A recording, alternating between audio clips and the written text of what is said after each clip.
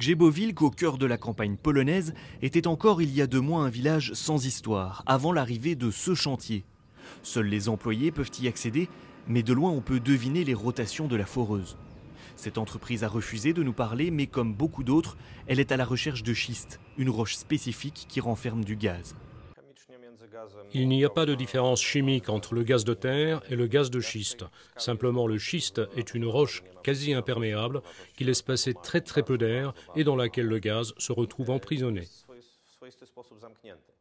L'exploitation du gaz de schiste est devenue une spécialité américaine.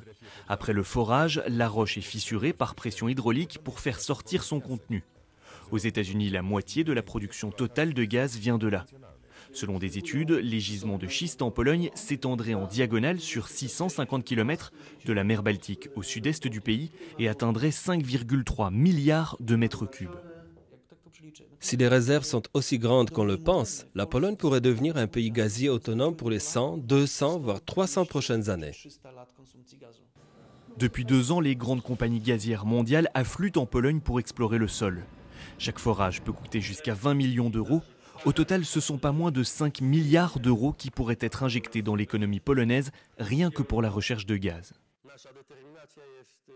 Notre détermination est sans ambiguïté. Chaque mètre cube de gaz en Pologne, si on en a la possibilité, doit être exploité. À l'heure actuelle, la Pologne ne couvre que 30% de ses besoins en gaz avec ses propres ressources. Le reste provient d'autres pays, essentiellement de Russie. Mais si les gisements de schiste étaient confirmés, c'est tout le paysage gazier en Europe qui pourrait être bouleversé.